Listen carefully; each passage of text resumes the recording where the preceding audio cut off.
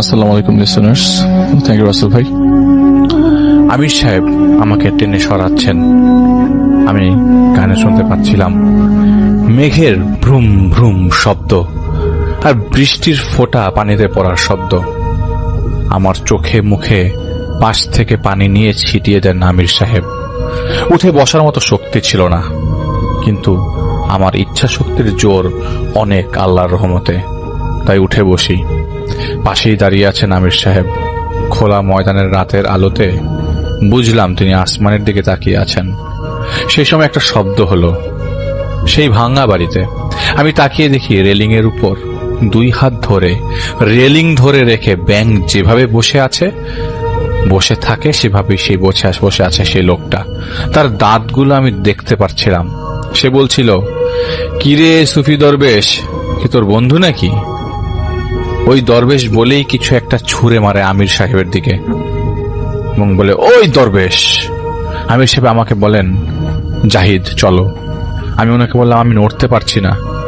উনি রেগে যে আবারও বলেন, চলতে বলেছি, চলো। অনেক কষ্টে সেখান থেকে উঠে দাঁড়ালাম। হে হে করে হেসেই যাচ্ছিল সেই লোকটা। অনেক কষ্ট। কাশেম সাহেবের বাসার সামনে যেয়ে দেখি যে ওনার বড় এবং ছোট ছেলে ছাতা হাতে দাঁড়িয়ে আছে। আমার দেরি দেখে তারা রওনা দিচ্ছিল আসার জন্য। আমির সাহেব আমার সাথেই ছিলেন, কিন্তু এটা অন্য কেউ স্বাভাবিকভাবেই দেখবে না।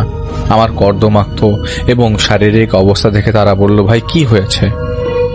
আমি বলতে যাব, তখন আমির সাহেব আমাকে বলেন, ওদের বলো মাটিতে আছাড় খেয়ে পড়ে গেছো।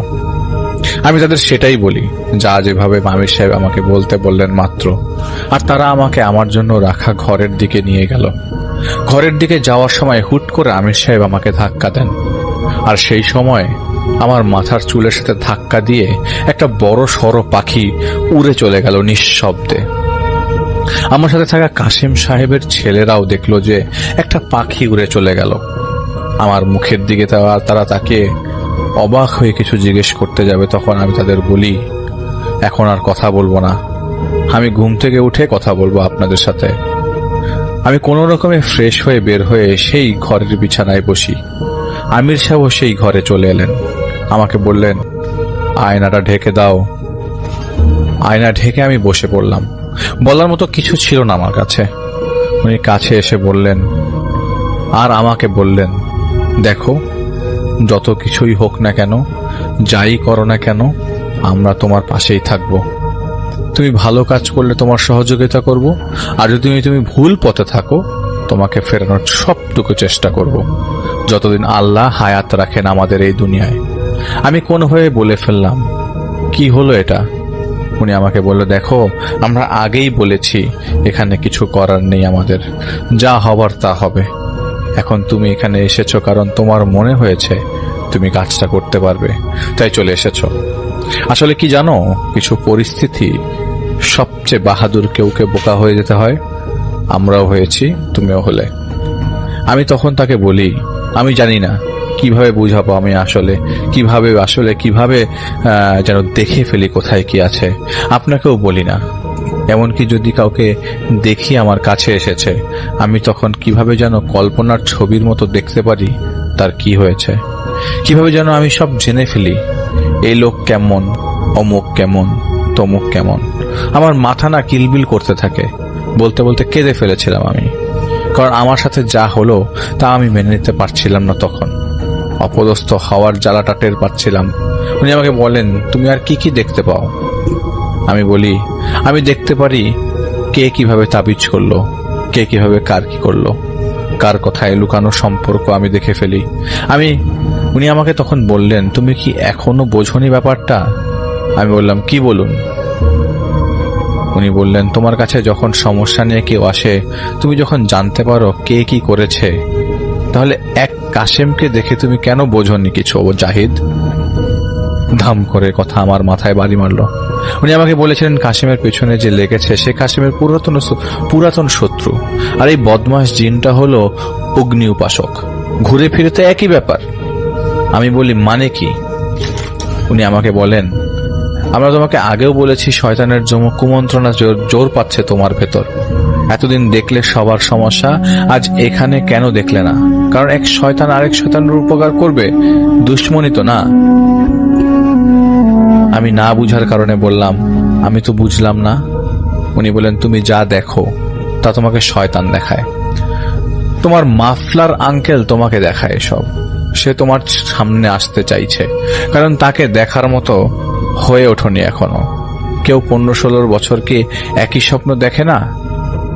সে তোমার সামনে আসতে চাইছে, এজন্যই তোমাকে সে দেখাচ্ছে। দেখো কত ক্ষমতা তোমার, মানুষজন এসে মানবে, তোমাকে বাবা বানাবে, পীর বানাবে। অহংকার তো ঢুকে গেছেই, তাই না? এজন্য সে তো এতদিন তোমাকে দেখেছে আর তোমার ভেতরে ঢুকিয়ে দিয়েছে যে তুমি সবকিছু পারো। কিন্তু আজ যখন শয়তানের সামনে এসেছো, সে তখন তোমাকে দেখায়নি। আমার মাথায় এসব কথা সত্যিকারেই ঢুকছিল না। আমি ওনাকে বলি যে একবার বলুন এই লোক, এই কাশিমের কি সমস্যা, আর একটু চেষ্টা করুন কিছু করার। তিনি আমাকে বলেন, তুমি তোমার ওনার স্ত্রী না, আত্মীয় না, যেমন বন্ধু ভাই এমন কারোর সাথে কথা বলে দেখো, আর দেখি আমরা কি করা যায়। উনি চলে যাবেন, সেই সময় বলি, আচ্ছা ওই পাখিটা কি ছিল, আমার দিকেই কেন আসলো?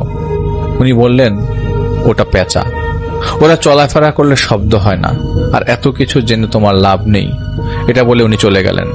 কিন্তু সেটা পেঁচা যে ছিল না তা আমি পরে জানতে পেরেছিলাম। সকালে ওঠার পর আমার কাছে কাশেম সাহেবের ছেলেরা জানতে চেয়েছিল কিছু করতে পেরেছি কিনা, আর রাতে আমি পড়লাম কিভাবে। আমি বলি, না, কাল রাতে কিছু করতে পারিনি। আচ্ছা, কেউ কি আছে যে কাশেম সাহেবকে অনেকদিন ধরে চেনে? তখন অনেকের নাম উঠে এসেছিল, যার মধ্যে একজনের নাম আমার এখন মনে পড়ছে না, কিন্তু নামের শেষে পাটোয়ারি ছিল। তাই আমি পাটোয়ারি নামেই তাকে সম্বোধন করব। কাশেম সাহেবের ছেলে বলে, পাটোয়ারি দাদা আসছিল আব্বার খবর শুনে, কিন্তু দাদার বয়স 90 বছর বেশি এবং বেশি হওয়ার কারণে দাদা কিছু করতে পারেনি। এই দাদার কাছে ওনার বাবা সবকিছু শিখেছিলেন। তাই আমি কাশেম সাহেবের ছেলেকে নিয়ে সেদিন বিকালের দিকে সেই পাটোয়ারি সাহেবের কাছে দেখা করতে যাই। যেতে যেতে তখন মাগরিব পার হয়ে গেছে।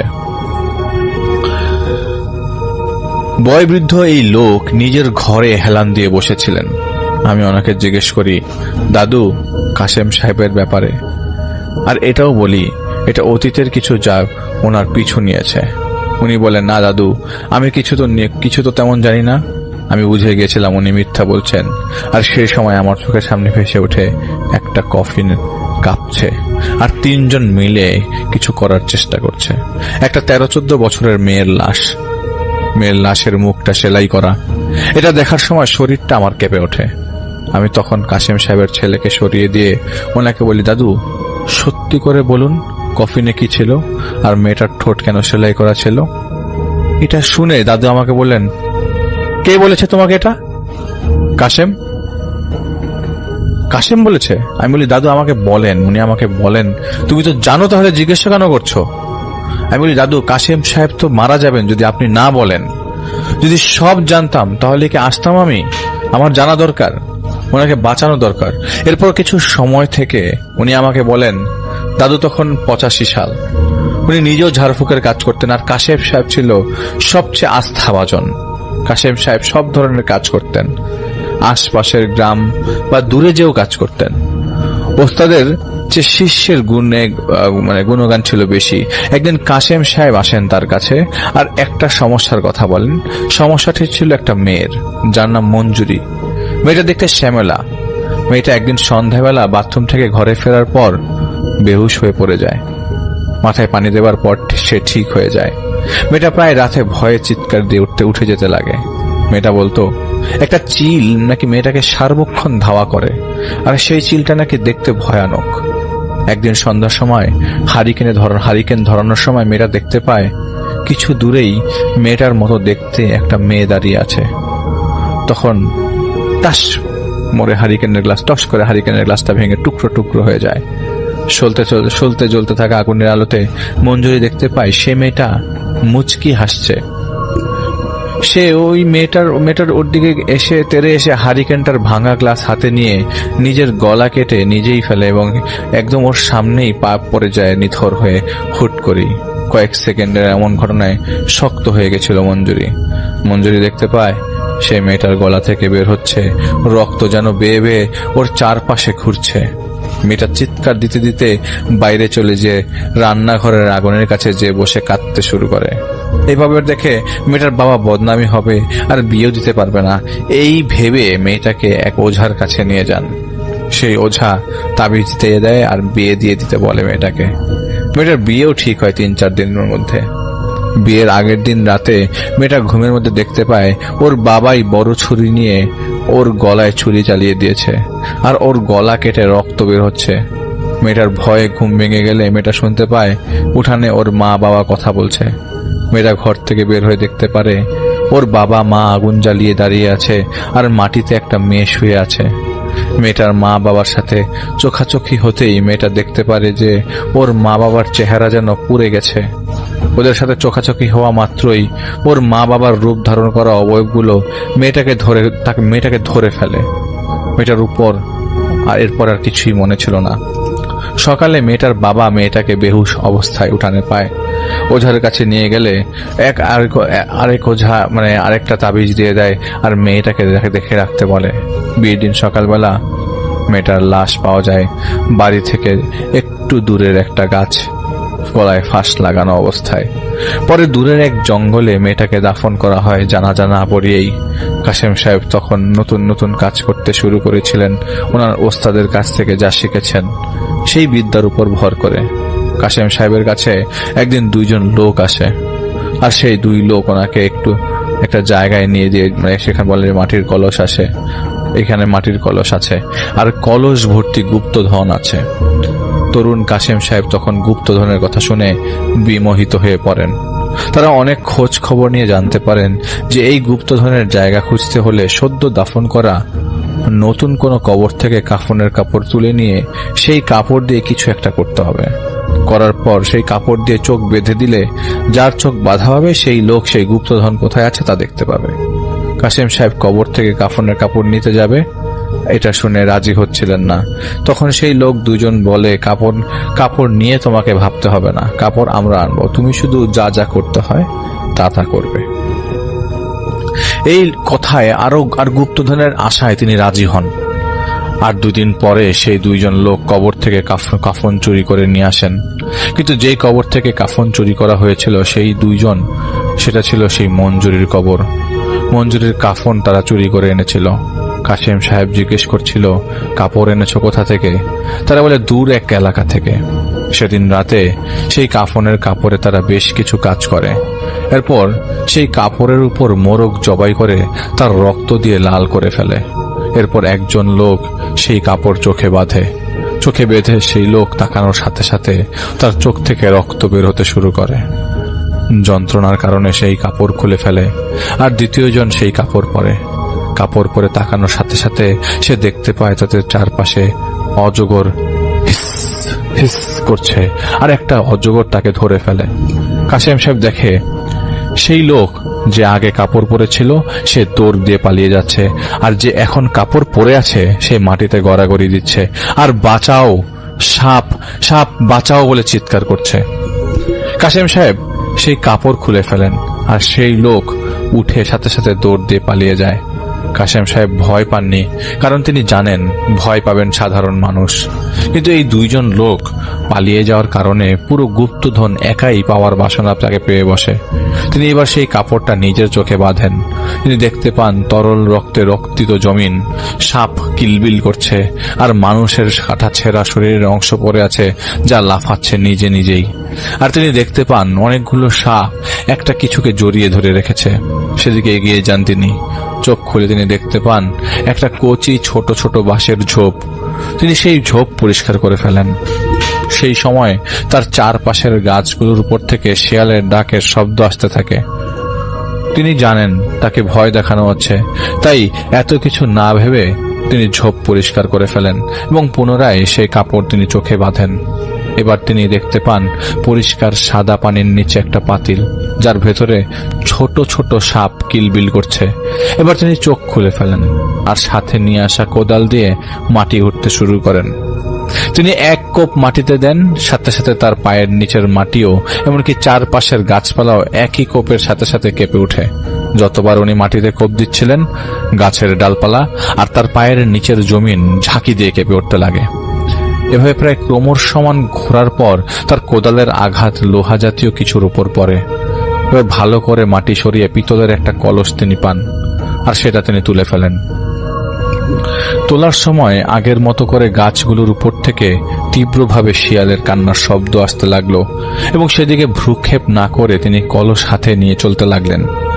তার পেছনে ঢিল মারার শব্দ, কুকুরের দৌড় দিয়ে আসার শব্দ ইচ্ছামতো হতে লাগলো, কিন্তু এই সাহসী লোকটা ভয় পাচ্ছিলেন না।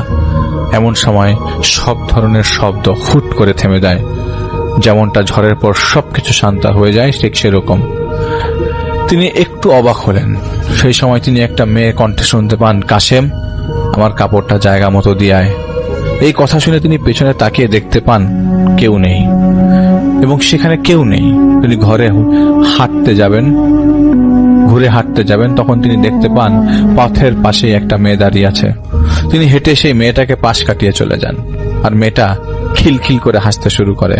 কাশেম সাহেব বাড়ি ফিরে আসেন, আর তিনি কলস খুলে দামি অলংকার এবং অনেকগুলো সোনা রূপার টাকা তিনি পেয়ে যান। রাতে তিনি ঘুমিয়ে যান, আর সকালবেলা উঠে জানতে পারেন দুজন লোকের লাশ পাওয়া গেছে সেই জঙ্গলে, যেই জঙ্গলে মঞ্জুরিকে দাফন করা হয়েছিল। কাশেম সাহেব জানতেন না মঞ্জুরি কে বা ওর কবর থেকে কি কাফন নিয়েছিল কিনা ওই দুইজন। তিনি যে দেখতে পান জঙ্গলের বারে সেই দুইজনেরই লাশ পড়ে আছে, হাত পা টেনে ছিঁড়ে ফেলা লাশ। কাশেম সাহেব ধরেই নিয়েছিল যে কাফন চুরি করছে, তাই হয়তো কোনো দৈত্য এসে মেরে দিয়েছে। উনি নিশ্চিত ছিলেন ওনার কিছু হবে না, কারণ কাফন উনি আনেনি। যারা কাফন আনে তাদেরই যা হবার হবে। 1 মাস চলে যায় এর মধ্যে, আর কাশেম সাহেবের আর্থিক অবস্থার উন্নতি হতে থাকে। তিনি সেই কলস থেকে টাকা নিতে দরকার হলেই এর মধ্যে প্রায় নাকি মঞ্জুরিকে দেখা যেত। কখনো রাস্তার পাশে থাকা গাছের ডালে বাচ্চাদের মতো দুলুনি খেত, কখনো চোখ বড় বড় করে হা হা করে হাসতো কাউকে একা দেখলে। গ্রামে রোল পড়ে যায়, ভূত বের হয়েছে। তাই বিকেলের পর সবাই নিজ নিজ ঘরেই বন্দী হয়ে যেত। এদিকে মঞ্জুরির বাবা একদিন ঘুম থেকে জেগে উঠে গুনগুন করে কান্নার শব্দে তিনি উঠে বসে আবছা আলোতে দেখতে পান তার মেয়ে দাঁড়িয়ে আছে, আর তার পায়ের কাছে দাঁড়িয়ে আছে। তিনি কিছু বুঝার ওঠার আগেই তার মেয়ে লাফ দিয়ে তার গলা চেপে ধরে এবং শূন্যে তুলে দিয়ে আছাড় মারে। তার স্ত্রী ঘর থেকে বের হয়ে যে চিৎকার চেঁচামেচি করতে করতে মানুষজন জড়ো করে ফেলে, এবং তারা তাদের ঘরে আসে লাঠি সোটা নিয়ে। আলো নিয়ে ঘরে ঢুকতেই তারা দেখতে পায় মঞ্জুরি বসে আছে, শরীর থেকে চামড়া খসে খসে পড়ছে, পেট চিরে পচা নাড়ি বুড়ি ঝুলে আছে, চোখ যেন গলে আছে মোমের মতো, গালের চামড়া ক্ষয়ে ক্ষয়ে মারির হাড় দেখা যাচ্ছে। একটা পচা লাশ বসে আছে, হাসছে, লোকদের দিকে তাকিয়ে হাসছে, আর হাত দিয়ে তাজা রক্ত চেটে চেটে খাচ্ছে, যেভাবে আমরা অনেকেই হাত চেটে পরিষ্কার করে ফেলি খাবারের সময়। পাশেই রক্তাক্ত অবস্থায়, হাত পা ছিন্ন ভিন্ন অবস্থায় মঞ্জুরির নিথর শরীর পড়ে আছে। এমন অবস্থা দেখে অনেকেই ভয় পালিয়ে যায়, কিন্তু বেশ কয়েকজন শেকল দিয়ে বেঁধে ফেলে মঞ্জুরিকে। বিকট গন্ধ পচা শরীর কিভাবে জীবিত হয় তা অনেকের মাথায় আসছিল না, তাই তারা দিনের আলো ফোটার সাথে সাথেই দাফন করে ফেলে ওর বাবাকে এবং কবিরাজ নিয়ে আসে। অনেকে আসতে চায়নি, কেবল কাশেম সাহেব আসেন। শেকলে বাধা মঞ্জুরির নড়াচড়ার কারণে পচে যাওয়ার শরীরের অংশগুলো ছড়িয়ে নিচে পড়ছিল। কাশেম সাহেবকে দেখে দাঁড়িয়ে যে তেরে আসতে চাইছিল, আর কারণে শেকল মঞ্জুরিটার পেটে ভেদ করে শিরদাঁড়া হাড়ে যে আটকে যায়। কত ভয়াবহ দৃশ্য তা হয়তো কল্পনা করা সম্ভব না। কাশেম সাহেব তার মতো ঝাড়ফুঁক করছিলেন, কিন্তু কাজের কাজ হচ্ছিল না। কণ্ঠনালী পচে গলে যাওয়ার কারণে কোনো শব্দ করতে পারছিলেন না। এদিকে কোনো ফল না আসায় কাশেম সাহেব পরামর্শ দেন আগুনে পুড়িয়ে ফেলতে মঞ্জুরির মৃত শরীরকে, কারণ তার কাছে কেবল একটা মাত্র পথ ছিল বাকি। তার কথা মতো আগুনে ধরিয়ে দেওয়া হয়, আর আগুনে ধরানোর সাথে সাথেই চারপাশের গাছগুলো সেভাবেই কেঁপে ওঠে যেভাবে কাশেম সাহেব তার গুপ্তধনের কলস উঠানোর জন্য মাটিতে কাঁপছিলেন। ঠিক তখন যেভাবে কেঁপে উঠেছিল সেরকম ভাবে সেভাবেই লাশ নিস্তেজ হয়ে যাওয়ার পর দুজন লোক আর কাশেম সাহেব এই 3 জন মিলিয়ে মেয়েটার লাশ কবর দিতে যান, যে মেয়েটা মারা গিয়েছিল। কাশেম সাহেব যে দেখতে পান এটা সেই জঙ্গল যেখানে তার কাছে আসা দুইজন লোকের লাশ পাওয়া গিয়েছিল। মঞ্জুরির কবরের কাছে গিয়ে দেখতে পারেন যেন ভেতর থেকে কেউ বের হয়েছে, এসেছে এভাবেই মাটি সরানো। মাটি খুঁড়ে আধা পোড়া লাশ নামিয়ে দিয়ে 2 মিনিটেই মাটি চাপা দিয়ে তারা চলে আসে। ফেরার পথে কাশেম সাহেব একটা ধাক্কা খায়। ওনার তখন খেয়াল আসে উনি কোন রকমের কাপড়ের ছিটে ফোঁটা দেখেনি। কাফনের কাপড় ছাড়াই মেয়েটা ছিল, আর কবরেও কাফন ছিল না। তখন ওনার মাথা এলোমেলো হতে লাগলো, এলোমেলো হতে শুরু করে। আর ওনার মনে হতে লাগে যে কাফনটা কি এই মেয়ের, তাহলে তো সর্বনাশ হয়ে যাবে তার। এইসব চিন্তা করে সেদিন বাড়ি ফিরে ফ্রেশ হয়ে খাবার খেয়ে শুয়ে পড়েন। রাতে ওনার ঘুম ভেঙে যায় কাশেম ডাক শুনে। তিনি জেগে উঠে শুনতে পান, কাশেম, ও কাশেম, আয় আমার কাছে আয়, অনেক গুপ্তধনের খবর আমি জানি, আয় কাশেম। তিনি বুঝতে পারেন তার ট্রাঙ্কের ভেতর থেকে এই শব্দটা আসছে, যেই ট্রাঙ্ক তিনি কাফনের কাপড়ের বাকি অংশ ধুয়ে রেখেছিলেন ভবিষ্যতে কাজে লাগাবার উদ্দেশ্যে। তিনি উঠে বসার সাথে সাথে সেই ট্রাঙ্কটার ভেতর থেকে ভয়ানকভাবে ঠক ঠক করে ধাক্কা দেওয়ার শব্দ আসছিল। তিনি উঠে আলো নিয়ে সেই ট্রাঙ্ক খুলতেই যেন সব শব্দ থেমে যায়। চারপাশ একদম শান্ত। তিনি তালা লাগিয়ে দিতে যাবেন, তখন তিনি শুনতে পান তাকে ডাকছে বাইরে থেকে সেই দুইজন লোক যারা মারা গেছেন কদিন আগেই। ভেসে এলো কিছু কথা। কাশেম, ভালো করলি না, আমার জিনিস ফেরত দিলি তো নাই, আমার অধীনে থাকা শরীরটারে তুই পোড়ানোর সাহস দেখালি।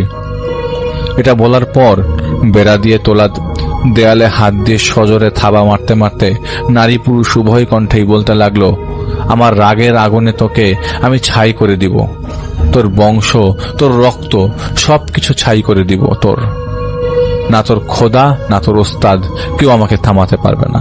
বলতে বলতে সমান তার ঘরের কয়েকটা থাবা মেরে ঘরের ইয়াটা ভেঙে ফেলে, দেয়ালটা। ঘরের মধ্যে থাকা একা কাশেম সাহেব আগেই হাতে লাঠি রেখেছিলেন, সাথে সাথে সেই লাঠি দিয়ে গোল সীমানা তৈরি করে তিনি তার মাঝে বসে পড়েন। বেড়ার দেয়াল ভেঙে তার সামনে প্রথম ছিন্ন ভিন্ন হাত পা ছুঁড়ে মারে। এরপর সেই দুইজন লোক যারা মারা গেছিল তাদের শরীরের বাকি অংশগুলো ছুঁড়ে মারে কেউ বাইরে থেকে। ফিক করে কিশোরী কণ্ঠের একটা হাসি উনি শুনতে পান। এবার তিনি দেখতে পান তার ঘরেই ট্রাঙ্কের উপরে মঞ্জুরি বসে আছে আতপরা শরীর নিয়ে। কাশেম সাহেব দোয়া পড়ছিলেন আর লাঠিতে বাড়ি মারছিলেন মাটিতে। ফিক ফিক করে হাসতে থাকা মঞ্জুরি অবয়বটার উপরে হঠাৎ লাঠি দিয়ে আঘাত করেন। অবয়বটা গায়েব হয়ে যায় বাতাসের মধ্যেই। পরক্ষণে তিনি দেখতে পান মঞ্জুরি তার সামনে বিকট পচা গন্ধে বমি করে ফেলেন কাশেম সাহেব। তিনি শুনতে পান, আমি তোকে ছাড়ব না, তোকে তোর বংশকে কি করি তা তুই এবার দেখ, বলেই গায়েব হয়ে যায় মঞ্জুরি সেখান থেকে। বাকি রাত তিনি কাটিয়ে দেন সেই গোল সীমানায় তিনি কাটিয়ে দেন সারাটা রাত। আর তিনি শুনতে পারেন তার বড় ভাইয়ের গরু ঘর থেকে গরুর কান্নার শব্দ। আর হুট করে সেই শব্দ থেমে যাওয়ার কারণে তিনি বুঝে যান যে গরু ডাক মেরে দিয়ে গেছে, গরুটাকে মেরে দিয়ে গেছে। কিছুই ওনার তখন করার ছিল না। রাত পারা হওয়ার পর তিনি আগেই ছুটে যান সেই গরু ঘরে। আর যে 3টা গরুর ঘাড় মটকানো অবস্থায় পান তিনি। তার নিজের পরিবার ছিল না, কিন্তু প্রতিদিন তার ভাই বোনদের পশু পাখি মরতে লাগলো। 5 দিনের দিন কাশেম সাহেব বাজার থেকে ফিরছিলেন মাগরিবের পর। আর তিনি ভাবছিলেন এখন তিনি কি করবেন। যদি উস্তাদকে যে বলেন তিনি কি করেছেন, তবে উস্তাদ নাখোশ হয়ে যাবেন। এদিকে এই সমস্যাটার সমাধান না হয়ে এখন পিছনে লেগে পড়েছে। সেই সময় তিনি শুনতে পান যে উপরে গাছগুলোর ডালে ডালে হনুমানের মতো করে কিছু চলছে ওনার সাথে। এদিকে তিনি সেই বিকট পচা গন্ধ টের পেতে লাগলেন। তার চারপাশ থেকে পোকামাকড়ের শব্দ একদম গায়েব হয়ে যায়। আর ঝড় আসার আগের মুহূর্তের মতো থমথমে হয়ে যায় পরিবেশ, যেভাবে থমথমে অবস্থা বিরাজ করছিল। তিনি জোরে হাঁটা দিতে লাগলেন। আর তিনি দেখতে পেলেন 2জন লোক রাস্তার 2 সাইডের 2 পাশ ধরে মাটিতে গড়াগড়ি দিতে দিতে ওনার সাথে যাচ্ছে আর ডাকছে, কাশেম, আয় না, আরো গুপ্তধন আছে, ক্ষুধা লাগবে তো, এভাবে বলছিল আর গায়ে কাটা দেওয়ার মতো কণ্ঠে হাসছিল।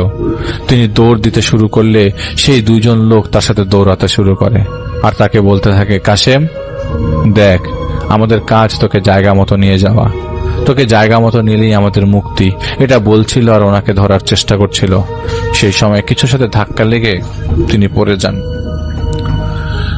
পড়ে যাওয়ার পর তিনি শুনতে পান সেই দুইজন লোককে বলতে যে, কাশেম দেখ আমাদের কি অবস্থা, তুই নিয়ে গেলি সবকিছু আর আমরা পেলাম সাজা, এখন তোর গলা কেটে তোকেও আমাদের মতো বানিয়ে ফেলবে মঞ্জুরি। তখন তিনি নুপুর পায়ে পরে হাঁটার শব্দ শুনতে পান আর কিশোরী কণ্ঠের ফিকে ফিকে হাসি যেন তার চারপাশ প্রদক্ষিণ করছে।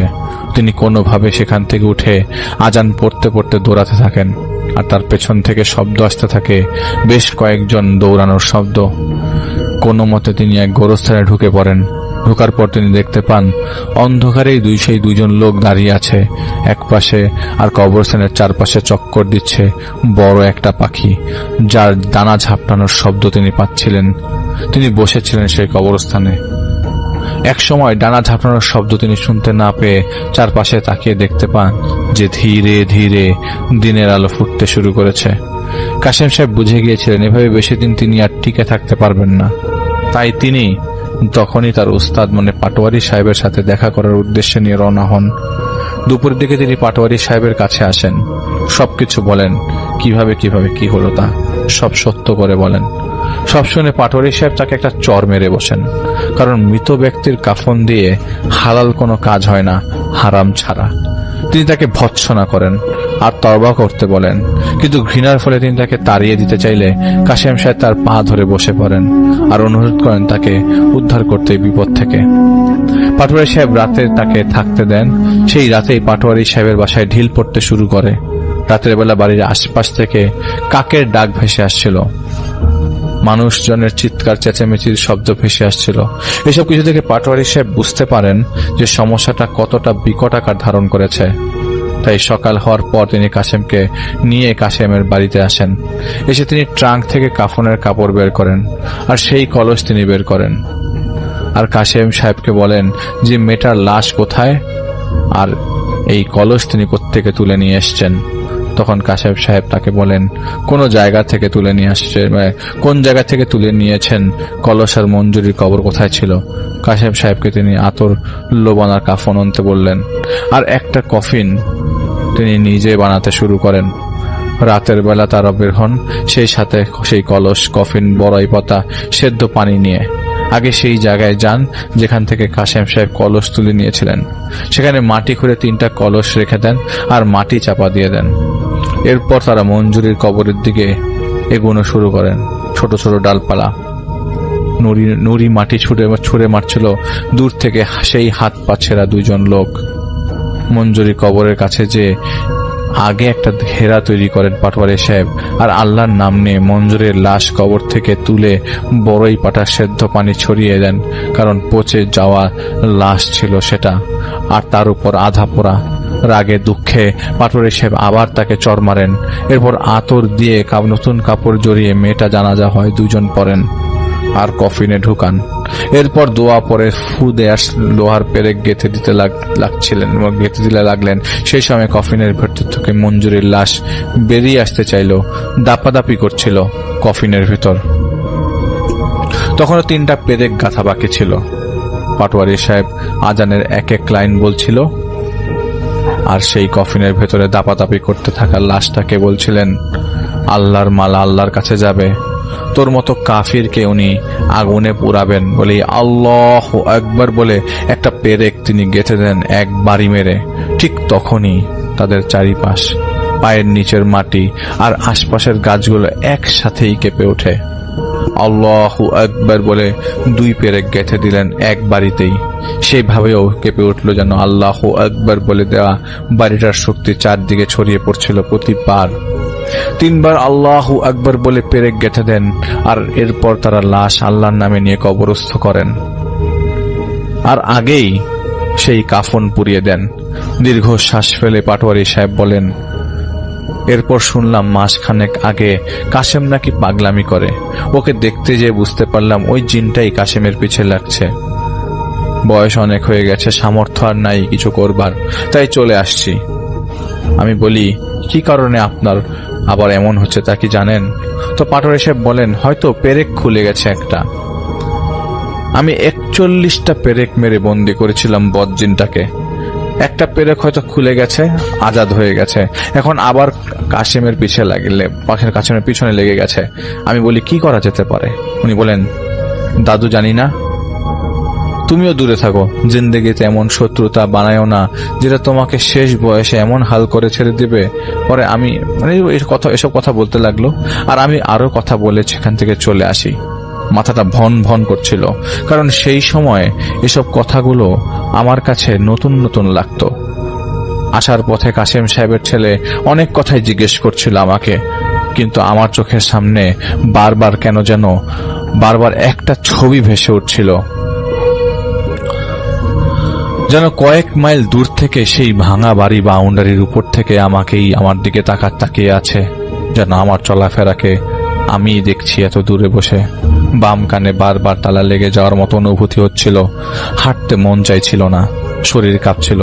হাঁটতে হাঁটতেই আমির সাহেবকে স্মরণ করি, তিনিও চলে আসেন, আর এসেই আমার মাথায় একটু পানি ছিটিয়ে দিয়ে চলে যান। আমি কাশেম সাহেবের বাসায় যাই আর বলি, আগামীকাল ঢাকায় চলে যাব, আবার আমি ফিরে আসব। আমার কাছে জানতে চেয়েছিল সবাই যে পাটোয়ারি সাহেব আমাকে কি বলেছিলেন। তখন আমি তাদের বলেছিলাম, সবুর করেন, আমাকে আবার আসতে হবে, যা জানার তা জানা হয়ে গেছে, পরবর্তী ব্যবস্থা নিয়ে ফিরে আসব, এটা তাদের জানিয়ে দিই।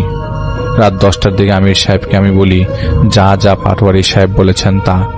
সব শুনে আমাকে বললেন, দেখো আমরা কি করব বলো, ছেড়ে দাও আশা, এদের এখনই বলে দাও যে তুমি পারবে না।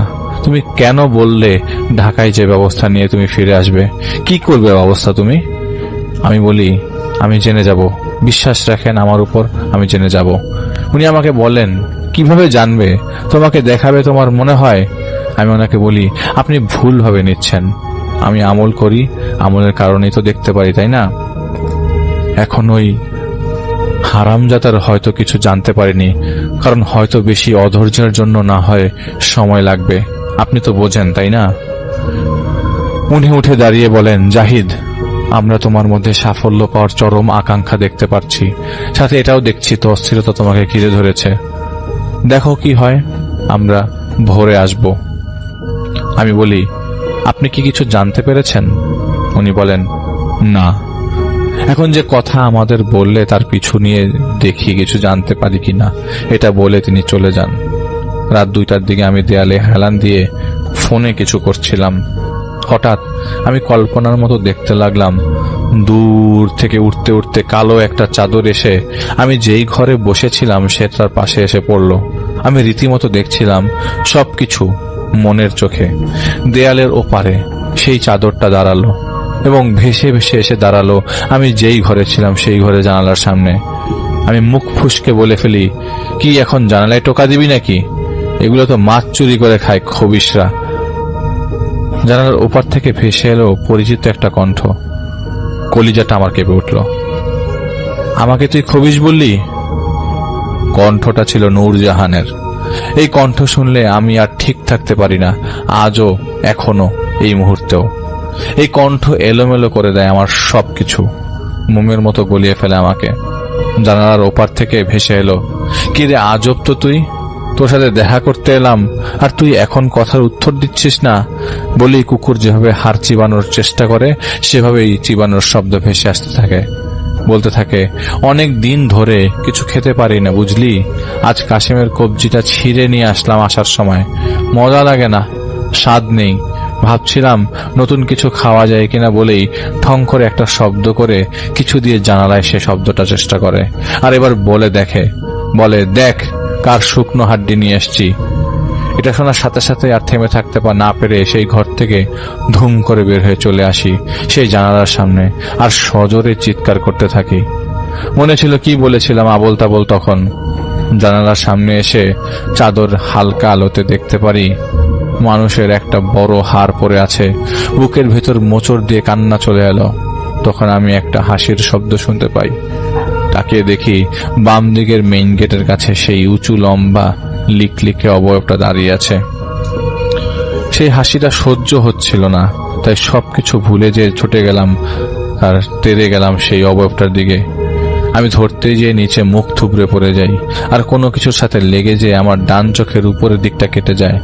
আমি উঠতে যাব, সেই সময় আমার 2 পা ধরে দ্রুত কোনো কিছু টেনে নিয়ে যাচ্ছিল কোনো দিকে।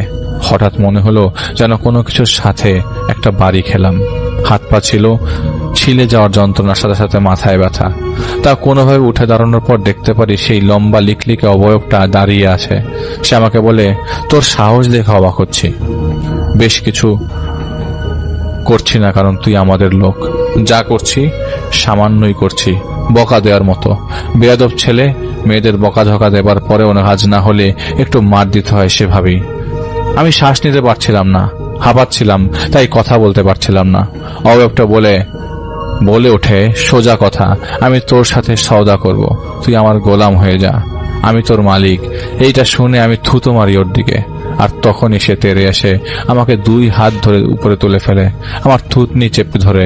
সেই অবাক হয়ে বলে, যতবার তোকে ধরিনি তত তোর ভেতর থেকে কিছু আমাকে কেন জানি সাবধান করে, বলে দূরে সরে থাক। বুঝলাম না কেন। সেই সময় আমির সাহেব এসে দাঁড়ান ওনার পেছনে। সে আমাকে ছেড়ে দেয় আর আমির সাহেবের দিকে তেড়ে যায়, আর তখনই আমির সাহেব জমজমের পানি ছিটিয়ে দেন ওর উপর, যার ফলে সেই অবয়ব আজব এক শব্দে চিৎকার দিয়ে দৌড় দিতে শুরু করে, আর কয়েক কদম যেতে যেতে পাখির মতো উড়ে চলে যায় কোন একদিকে। তিনি আমার উপরে পানি ছিটিয়ে দেন আর আমাকে ধাতস্থ করেন। আমাকে উনি নিয়ে আসেন যে বাড়িতে আমি ছিলাম, সেই বাড়ির সামনে, যেখানে কাশেম সাহেবের ছেলেরা দাঁড়িয়েছিল। কারণ আমি তখন দরজা খুলে বের হয়ে চিৎকার দিয়েছিলাম, সেই চিৎকারে তাদের ঘুম ভেঙে গিয়েছিল। আমি তাদের প্রশ্নের উত্তর না দিয়ে বলি, এত কিছু ভাবা লাগবে না, আমি ঠিক আছি। আমার সাথে আমার জিন হুজুর আছেন, আপনারা ভাববেন না, আমার সাথে আল্লাহ আছেন। পরে আমি ফ্রেশ হই আর ভোরে গাড়িতে করে ঢাকায় ফেরত আসি। অপেক্ষায় থাকুন পরে কি হলো তা জানবার জন্য। তার মানে দিগন্তের তারা 3.0 জন্য আপনাদের সবাইকে অপেক্ষা করতে হবে। আশা করছি আপনাদের আজকের ঘটনাগুলো ভালো লেগেছে। আসসালামু আলাইকুম রাসেল ভাই এবং আসসালামু আলাইকুম লিসেনার্স, আশা করি সবাই ভালো আছেন।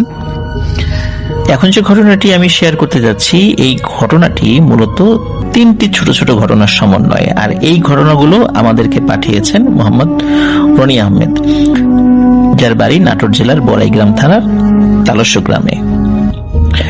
ঘটনাটি যেহেতু 3টি ভাগে বিভক্ত, উনি যেভাবে পাঠিয়েছেন আমি সেভাবে আপনাদেরকে ইনশাল্লাহ শোনাবো। তার মধ্যে অধিকাংশ ঘটনাগুলোই আসলে ওনার নিজের প্রত্যক্ষ করা। 2012 সালের একটি ঘটনা তিনি উল্লেখ করেছেন। এক্সাক্ট ওই সময় কোন মাস ছিল তার মনে নেই। তখন তিনি স্থানীয় একটি হাফিজিয়া মাদ্রাসার ছাত্র। তিনি সেই মাদ্রাসার নামটি আমাকে বলেছেন, সঙ্গত কারণ আমি সেই নামটি বলছি না। তিনি মাদ্রাসার ছাত্রদের কাছ থেকে শুনেছিলেন যে পবিত্র কোরআনের মধ্যে একটি সূরা রয়েছে যেটাকে সূরাতুল জিন বলা হয়। এই সূরাতুল জিন নাকি 700 বার পাঠ করলে জিনের দেখা পাওয়া যায় এবং জিন বশীভূত হয়। উনি কাউকে কিছু না বলে কোন এক বৃহস্পতিবার দুপুরবেলা থেকে উনি ওই আমলটি শুরু করেন। কারণ পরের দিন পড়া মুখস্থ করে হুজুরকে দেওয়ার ঝামেলা ছিল না, কারণ পরদিন ছিল শুক্রবার। এই কারণে উনি ওই সময়টিকেই বেছে নিয়েছিলেন। মোটামুটি রাত 9টা পর্যন্ত প্রায় 400 বারের মতো তিনি পড়ে ফেলেছিলেন।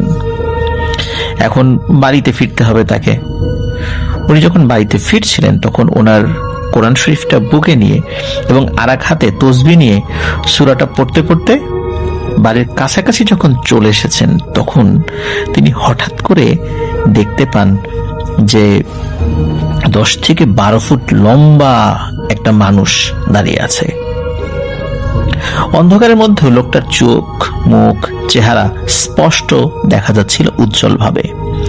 মোটা মোটা ভ্রু, কয়লার আগুনের মতো 2টি চোখ যেন তাকে সম্মোহিত করে ফেলেছিল। আর তিনি এমন এক ধরনের ড্রেস পরা ছিলেন, ওই ধরনের ড্রেস পরা অবস্থায় কোনো মানুষকে তো কখনো দেখেননি। ড্রেসগুলো ছিল এমন যে অনেক আগে, 200-300 বছর আগে মানুষ যেরকম লম্বা লম্বা ড্রেস পরতো, ওই ধরনের ড্রেস, যেটা এখন আসলে কেউ পরে না। তো এমন পোশাকে একজন দাঁড়িয়ে আছেন।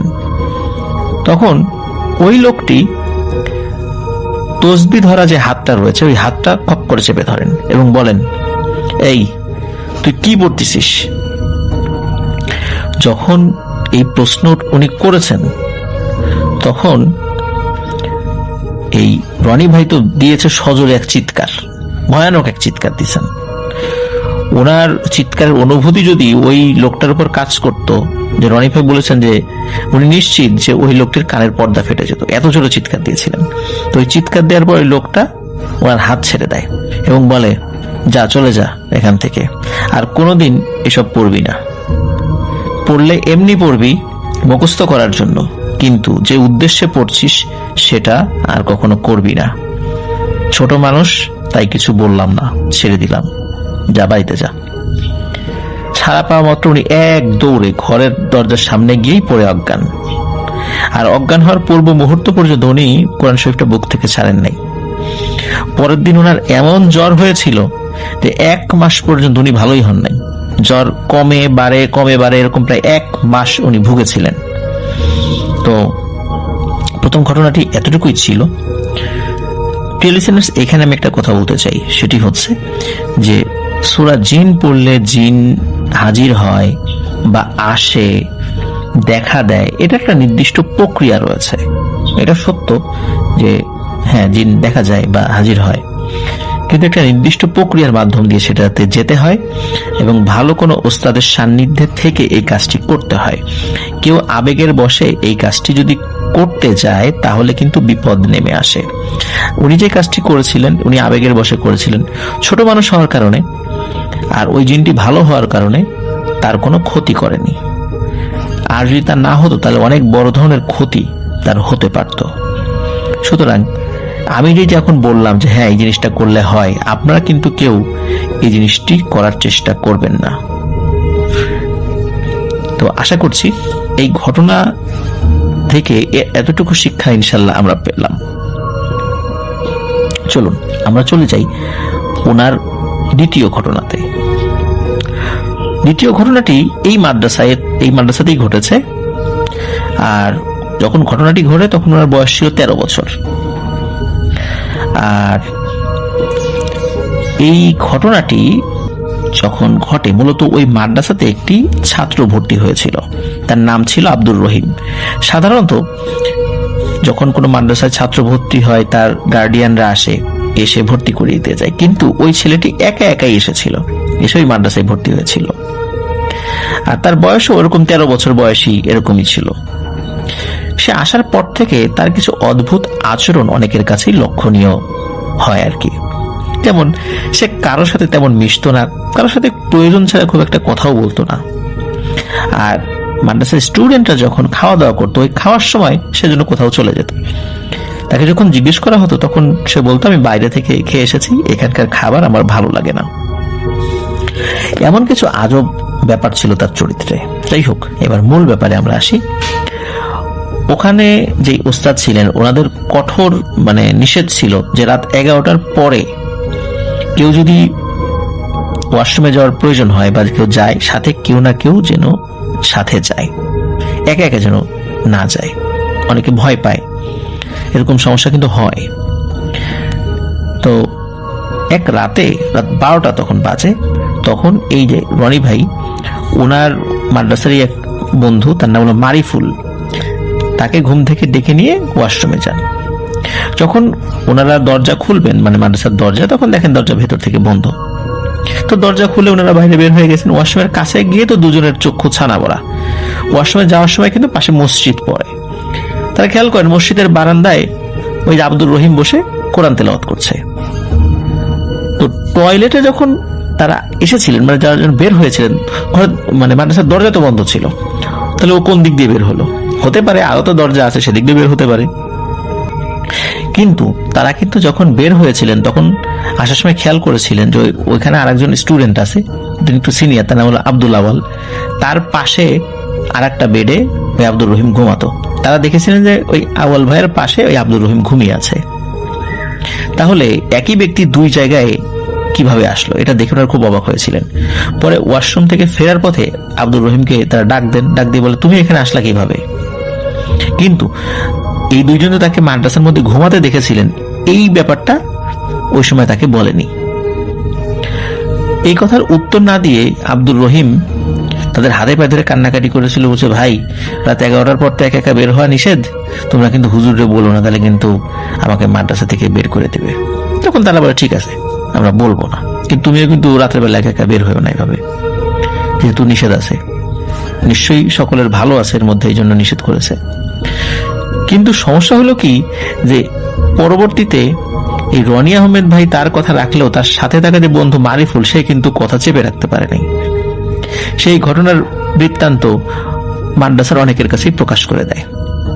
এই ব্যাপারটা তিনি যখন প্রথমে একজনকে বলে খবরদার তুই কাউকে বলবি না, ও আবার আরেকজনকে বলে যে এই খবরদারি কথা তুই কাউকে বললি না। এইভাবে এক কান দুই কান হইতে হইতে মাদ্রাসার অনেকেই বিষয়টা জেনে যায়। কিন্তু সবাই যে বিষয়টা জানতো, এটা কিন্তু ওই আব্দুর রহিম বুঝতে পারেনি তখনও। এর কয়েকদিন পর ওনাদের মাদ্রাসার সবচেয়ে সিনিয়র যে ভাই ছিলেন স্টুডেন্ট, তার নাম হলো ইমরান ভাই, ইনি এই বিষয়টি মাদ্রাসার যিনি উস্তাদ ছিলেন তার কাছে ব্যাপারটা বলেন, এবং তিনি এটাও বলেন যে এটা শোনার পর এই ইমরান ভাই নিজেও পরীক্ষা করে দেখেছেন যে ঘরের দরজা বন্ধ থাকা অবস্থায় রহিম বের হয়ে যায়, এটা কিভাবে সম্ভব। তো যাই হোক, হুজুর উনি যেটি করেন, ওই ইমরান ভাইকে দিয়ে সবাইকে জানিয়ে দেন, আজ রাত্রে কেউ কিন্তু ঘুমাবা না, ঘুমের ভান করে পড়ে থাকবা, আজকে আব্দুর রহিম কি করে এটা আমরা দেখব এবং তাকে হাতে নাতে ধরব। রাত 9:30টার দিকে মাদ্রাসায় খাওয়ার জন্য ছুটি দেওয়া হয়। মোটামুটি 10:30টার মধ্যে সবাই শুয়ে পড়ে এবং ঘুমের ভান করে পড়ে থাকে। ছোট অল্প কয়েকজন ছাড়া প্রায় সবাই শুয়ে শুয়ে জেগেছিল এবং রুদ্ধশ্বাসে অপেক্ষা করছিল কি ঘটে, রহিম কি কাণ্ড করে, এটা সরাসরি আমরা প্রত্যক্ষ করব। ঠিক রাত 1টার দিকে, যখন এর মধ্যে কিন্তু কয়েকজন পর ঘুমিয়েও গেছে শুয়ে থাকতে, তখন এই রনি আহমেদ ভাইয়েরও চোখ প্রায় লেগে আসছিল। এমন সময় ডিম লাইটের আলোতে স্পষ্টভাবে দেখতে পান যে রহিমের বিছানা থেকে একটা ছোট্ট আলো প্রকাশিত হচ্ছে এবং আস্তে আস্তে ওই আলোটা ছড়াচ্ছে এবং এই আলোটা একটা মানব আকৃতির ধারণ করেছে এবং ধীরে ধীরে দরজার দিকে এগিয়ে যাচ্ছে। তিনি প্রথমে মনে করেছিলেন শুয়ে শুয়ে হয়তোবা ঘুম জড়িত চোখে উনি ভুল দেখছেন, কিন্তু পাশে ওনার যে বন্ধু শুয়েছে মারিফুল, সেও কিন্তু জেগেছিল। খেয়াল করেন যে সেও জেগে আছে। তখন তাকে একটা খোঁচা দেন, যেই কিরে, তখন ওই মারিফুল ইশারায় চুপ থাকতে বলে। আশ্চর্যজনক ব্যাপার হলো যে রহিমের দেহটা তখনও কিন্তু শুয়ে থাকতে দেখছে, কিন্তু ওইখান থেকে ওই আলোটা আস্তে আস্তে দরজার দিকে যাচ্ছে। মানব আকৃতিযুক্ত আলোটা যখন দরজা ভেদ করে বেরিয়ে গেল, তখন ইমরান ভাই আর আব্দুল আওয়াল ভাই সবাইকে অবাক করে দিয়ে তাদের বেডের তোষক দিয়ে ঘুমন্ত যে রহিম, যে বডিটা রয়েছে, এই রহিমের শরীরের উপর চেপে ধরেন। আর এর মধ্যে তাদের যে হুজুর ওস্তাদ রয়েছে, রুমের মূল লাইটটা জ্বালিয়ে দেন। পুরো মাদ্রাসার মধ্যে হইচই শুরু হয়ে গেল। আর অধীর আগ্রহে সবাই অপেক্ষা করছিল যে এই ইমরান ভাই আর আব্দুল আওয়াল ভাই তোষকের নিচে কি আছে এটা দেখার জন্য। তারা যখনই তাদের তোষকটা সরায়, যেটা দিয়ে আব্দুল রহিমের বডিকে চেপে ধরেছে, তখন দেখে যে এর নিচে কিছু নেই।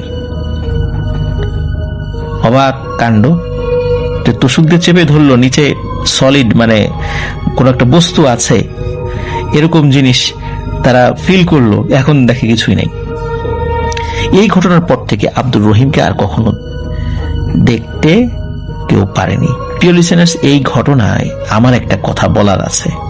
সেটা হলো, আমি যখন রনি আহমেদ ভাইয়ের সাথে আমি কথা বলছিলাম, তখন আমি কিন্তু স্পষ্টভাবে বলে দিয়েছিলাম তাকে যে ওনার মাদ্রাসার হুজুর খুবই গর্হিত একটা অপরাধ করেছেন। এই অপরাধের আসলে ক্ষমা নেই। কি কারণে ক্ষমা নেই? উনি যখন একজনের মাধ্যমে জেনেছিলেন যে এমন কোন স্টুডেন্ট তার আচরণে অস্বাভাবিকতা রয়েছে, সে জিন হতে পারে, তার উচিত ছিল যে আব্দুর রহিমকে ডেকে বিষয়টা বলা, তোমার বিষয়টা তো এরকম প্রকাশিত হয়ে যাচ্ছে, তুমি চলে যাও। এটা করা উচিত ছিল। তা না করে কোনো একটা জিনকে এইভাবে মানুষের সামনে প্রকাশিত করা, এটা কিন্তু খুবই একটা অন্যায় কাজ। স্টুডেন্টরা ছোট মানুষ, তারা বোঝে নাই, কিন্তু হুজুর কিন্তু তিনি তো জ্ঞানী মানুষ, তার বোঝা উচিত ছিল। এতে কি হয় যে ওই জিনের যে আত্মীয় স্বজনরা আছে ওরা ক্ষিপ্ত হয়ে বিভিন্ন ধরনের ক্ষতি করে। আমি জানি না যে ওই হুজুরের পরবর্তীতে কোনো ক্ষতি হয়েছিল কিনা, কিন্তু এই ঘটনাটা যেভাবে ঘটেছে এটি কিন্তু ক্ষতি হওয়াটাই খুবই স্বাভাবিক। আর এভাবে মানে কারো পরিচয় প্রকাশ করে দেওয়া উচিত না। আমি কিন্তু এমন ঘটনা পেয়েছি যে হুজুরের কাছে যখন এসে সব স্টুডেন্টকে বলেছে, খবরদার এটা নিয়ে কেউ কোনো কথা বলবো না, আমি ওর সাথে কথা বলবো, ওকে চলে যেতে বলবো। তিনি বলেছেন এবং চলেও গেছে সেই জিন। কিন্তু এইভাবে কাউকে হেনস্থা করার উদ্দেশ্যে, হাতে নাতে ধরার উদ্দেশ্যে এরকম কাজ করাটা মোটেও ঠিক নয়। এটা একটা অপরাধ। এটা ভুল না, ভুল বলা যাবে না, এটা একটা অপরাধ। যাই হোক, হয়তোবা উনিও বুঝতে পারেননি করে ফেলেছেন কোনো কারণে, কিন্তু জিনেরা কিন্তু এই বিষয়গুলো খুব নেগেটিভলি নেয় এবং এর প্রতিশোধ নেয় তারা। আমরা চাইবো যে এই ধরনের ঘটনা যদি আমরা কখনো প্রত্যক্ষ করি, কারোর মধ্যে এই ধরনের কোনো বিষয় আমরা প্রকাশিত হতে দেখি, বিষয়গুলো তাকে বলবো সে যদি জিন হয় সে চলে যাবে, কিন্তু সকলের সামনে তাদেরকে দৃশ্যমান করার চেষ্টা করব না, এর পরিণতি কিন্তু ভয়াবহ হবে। চলুন আমরা চলে যাই রনি আহমেদ ভাইয়ের পাঠানো ঘটনার তৃতীয় পার্টে। রহিমর ঘটনার 1 বছর পরের কথা, মানে এই ঘটনা যখন ঘটেছে এর 1 বছর পরের কথা। দিনটা ছিল শুক্রবার, সকাল 7টা পর্যন্ত ক্লাস হয়, পরে ছুটি হয়ে যায়। আর ওই দিন ছুটি দিয়ে হুজুর একটু বাইরে গিয়েছিলেন। এর মধ্যে এই রনি আহমেদের যে বন্ধু মারিফুল সহ 6 থেকে 7 জন বন্ধু গল্প করছিলেন। হঠাৎ করে মারিফুল চেঁচিয়ে উঠে বলল, এই আবার মাথায় কে মারলো? রনি আহমেদ ভাই উনি কিন্তু মারের আওয়াজ শুনলেও কে মেরেছে এটা দেখেন নাই। ভেবেছিলেন ওনাদের মধ্যেই হয়তো কেউ দুষ্টমি করেছে, তাই ব্যাপারটা কেউ পাত্তা দেয়নি। কিন্তু 4-5 মিনিট যেতে না যেতেই দেখলেন যে মারিফুল শুধু চেঁচাচ্ছে আর বলছে, আমারে মাইরে ফেলাইলো, আমারে বাঁচাও। ওনারা সবাই অবাক হয়ে দেখছেন যে ওর নাকে মুখে স্পষ্ট আঘাতের চিহ্ন, কিন্তু আঘাতকারীকে আবিষ্কার করতে পারছিলেন না। আঘাতের আওয়াজ শুনছেন, চিহ্ন দেখছেন, অথচ আঘাতকারীকে কেউ দেখতে পারছিলেন না। এখন কিভাবে তারা সাহায্য করবেন সেটাও কেউ বুঝতে পারছিলেন না। এর মধ্যে দেখতে পেলেন মেঝের উপর দিয়ে ওকে কেউ যেন টেনে হিচড়ে দরজার দিকে নিয়ে যাচ্ছে। বুঝতেই পারছিলেন না যে এর থেকেও মানে বুঝতে পারছেন যে কি হতে যাচ্ছে, আর এর থেকে অবাক করা কোনো জিনিস যে সামনেও আছে সেটাও মানে তারা তাদের চিন্তা ছিল না। তারা দেখতে পান মারিফুল যখন দরজার প্রায় কাছে পৌঁছে গেছে তখন সে ধীরে ধীরে শূন্যে ভেসে উঠেছে। মারিফুল যখন চিৎকার করে বলল যে আমারে লইয়া গেল, আমারে লইয়া গেল, তখন উনি সহ মানে এই রনি আহমেদ ভাই সহ আরো কয়েকজন বন্ধু দৌড়ে গিয়ে তার 2 হাত 2 পা ধরে টেনে থামানোর চেষ্টা করছিলেন। কিন্তু কি পরিমাণ শক্তি যে ওকে টানছিল তা দেখতে না পারলেও তার শক্তি তারা অনুভব করেছিলেন। ইতিমধ্যে ভাগ্য ভালো কি হয়, ওই হুজুর চলে আসে। উনি এই ঘটনা দেখে তো মানে খুবই বিস্মিত হয়ে যান, আরে কি হচ্ছে, কিছুটা উনি বুঝতে পারেন। তখনই উনি পবিত্র কোরআনের বিভিন্ন আয়াত পড়া শুরু করে দেন এবং বারবার যখন ফু দিচ্ছিলেন আস্তে আস্তে কি হয়, মারিফুল মাটিতে আস্তে আস্তে নেমে আসে শূন্য থেকে। মারিফুল খুব অসুস্থ হয়েছিল, তার সুস্থ হতে প্রায় 1 সপ্তাহ লেগেছিল। আর সুস্থ হওয়ার পর মারিফুল ওই মাদ্রাসা ছেড়ে চলে গিয়েছিল। প্রিয় লিসেনার্স, মাদ্রাসা কেন্দ্রিক অনেকেই ঘটনা শুনতে চান, তা আমার মনে হয়েছে যে রনি ভাই আমাদেরকে যে 3টি ঘটনা পাঠিয়েছেন, মাদ্রাসায় এই ঘটনাগুলো হরহামেশাই ঘটে। অনেকেই ঘটনা শুনতে চান, এই কারণে এই ঘটনাগুলো আপনাদেরকে ইনশাল্লাহ শোনালাম। আশা করছি ঘটনাগুলো আপনাদের ভালো লেগেছে। আসসালামু আলাইকুম রাসেল ভাই, আমি আজকে আপনার সঙ্গে যে ঘটনাটি শেয়ার করতেছি সেটি একটি শহরে ঘটে যাওয়া ঘটনা। রাত তখন ঠিক 1টা ছই শহরের বাইরে পুরনো রেল স্টেশনের মধুপুর জংশন বহু বছর আগে বন্ধ হয়ে গেছে। তবুও অদ্ভুতভাবে রেল লাইনের উপর মাঝে মাঝে নতুন চাকার দাগ দেখা যায় বলে আশেপাশের লোকজন ফিসফিস করে। স্টেশন ভাঙ্গা ছাদ, মরচে ধরা সাইনবোর্ড আর ঝুলে থাকা তাদের ভেতর দিয়ে বাতাস গেছে যে শব্দ হয় তা শুনলেই মনে হয় কেউ যেন ফিসফিস করছে। সেই স্টেশনে দাঁড়িয়ে তা শুনলেই মনে হবে কেউ একজন কথা বলছে। সেই স্টেশনে দাঁড়িয়েছিল রাশেদ। সে একজন ভিডিও ক্রিয়েটর, রাতের অদ্ভুত জায়গা দিয়ে ভিডিও বানায়। আর সে আজ ঠিক করে এই স্টেশনের মধ্যরাতের ট্রেনটা কথাটা সত্যি কিনা সেটা প্রমাণ করবে। স্থানীয় চায়ের দোকানের বৃদ্ধ লোক তাকে বলল যে বারবার বলেছি রাত 1টা বাজলে লাইনের কাছে থাকিস না, কিন্তু রাশেদ এসব বিশ্বাস করে না। সে ক্যামেরা সেট করে প্ল্যাটফর্মে বসে রইল। ঘড়িতে সময় প্রায় 12টা 58। চারপাশে নিস্তব্ধতা, এত ঘন ঘন যে নিজের শ্বাস নিতেও শব্দ হচ্ছে। স্পষ্ট শোনা যায় ঠিক 1টা বাজতেই হঠাৎ করে বাতাস থেমে গেল, যেন পুরনো জায়গাটা নিঃশ্বাস নিচ্ছে আটকে রাখলো। তারপর খুব দূরে দূরে একটা শব্দ ভেসে এলো, ধীরে ধীরে ট্রেন আসা লোহার শব্দ, যেন ট্রেন আসছে। কিন্তু লাইনের তো বহু বছর ধরে কোনো ট্রেন চলে না। রাশেদ উঠে দাঁড়ালো, টর্চ বন্ধ করে অন্ধকারে তাকিয়ে রইল। কয়েক সেকেন্ড পর কুয়াশার ভেতরে একটা হেডলাইন দেখা গেল, ধীরে ধীরে বড় হচ্ছে।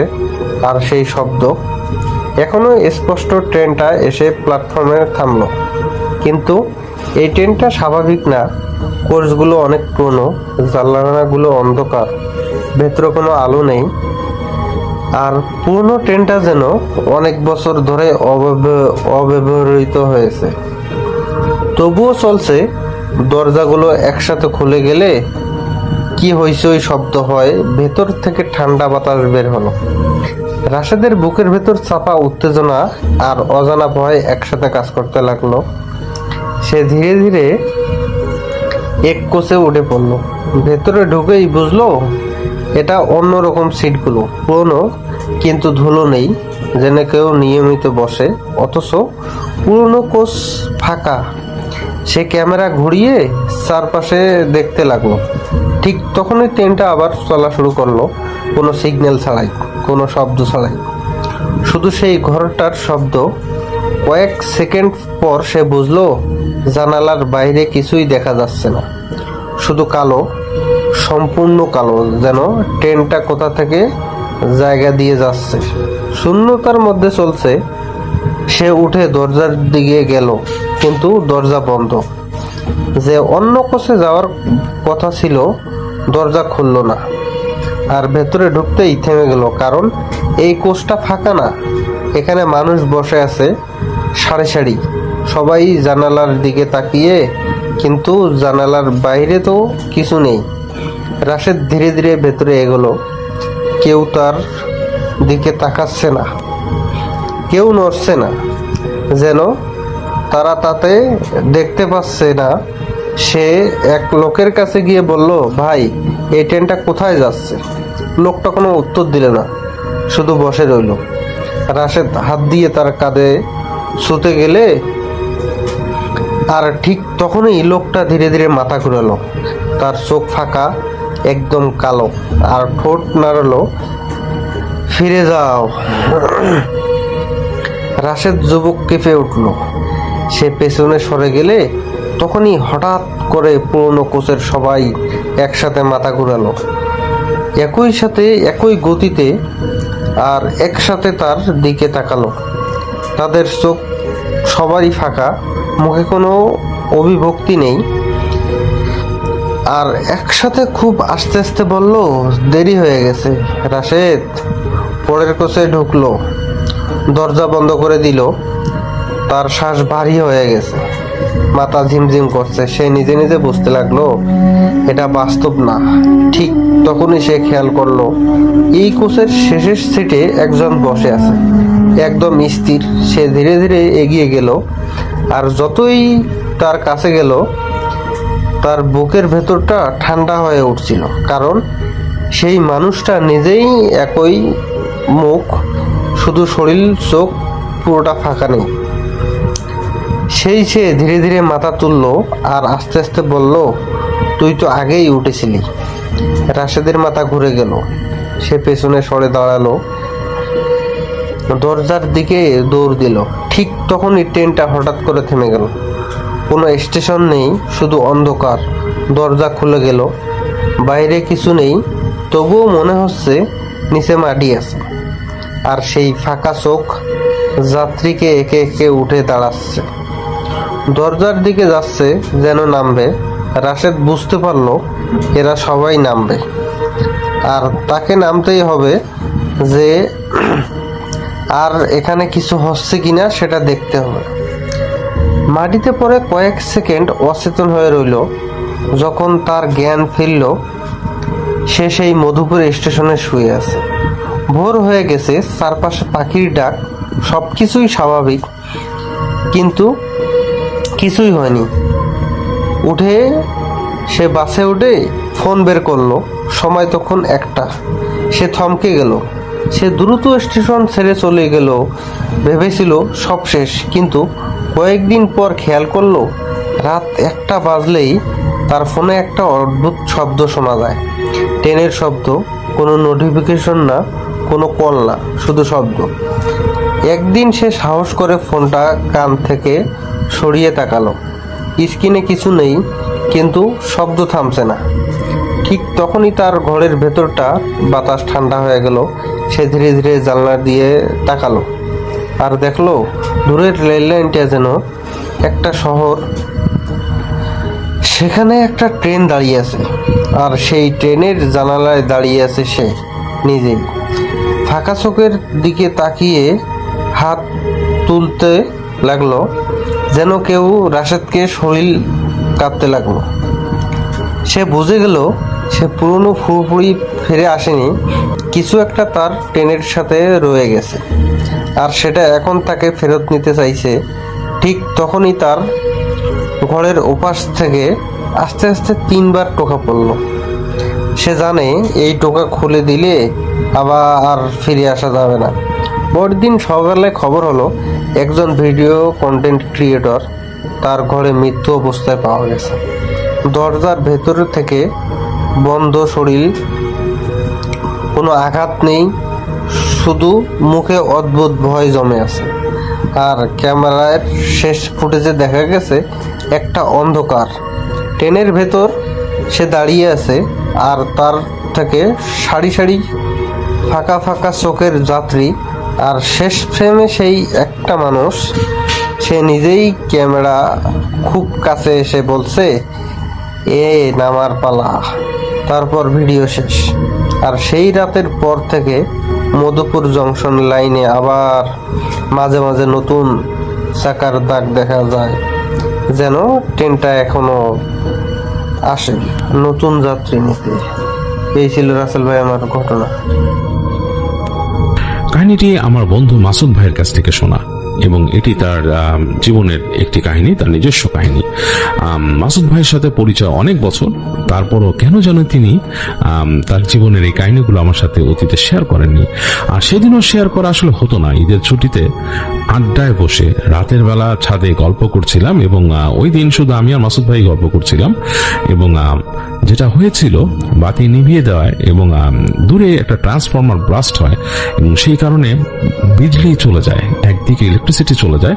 তবে সেটা অন্ধকারাচ্ছন্ন পরিবেশ, এবং তখন দূর থেকে বাতাসে একটা স্মেল ভেসে আসছিল, কেমন যেন পচা বাঁশের মতো।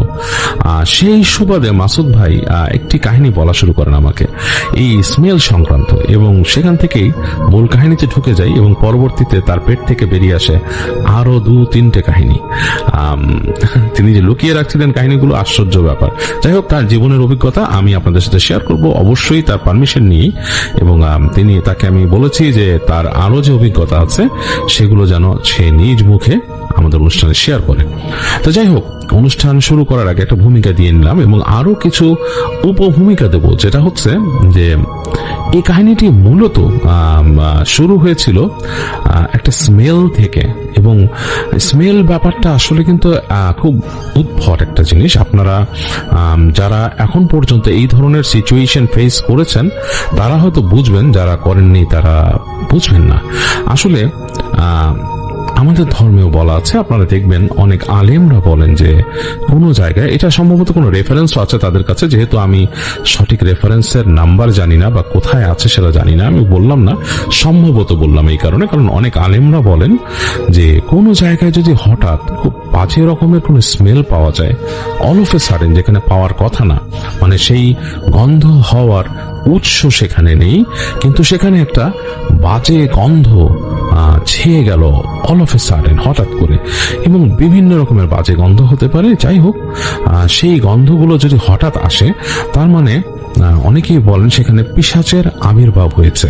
পিশাচ মানে খুব বাজে জিন কোনো একটা, এবং তাদেরই একটা কাইন্ডকে পিশাচ বলা হয়, যারা নোংরাতে থাকে। অনেকে এদের সম্বন্ধে বলা আছে এরা বাথরুমে বেশি বসবাস করে, এবং গভীর রাতে অনেকেই এর জন্য বাথরুমে ভয় পান, এবং অনেকেই কিন্তু বলে থাকেন যে বাথরুমে শব্দ শুনতে পান, একটু উদ্ভট টাইপের, মনে হচ্ছে কেউ কল ছেড়ে রেখেছে, গেলে দেখা যায় আসলে কিছু নেই।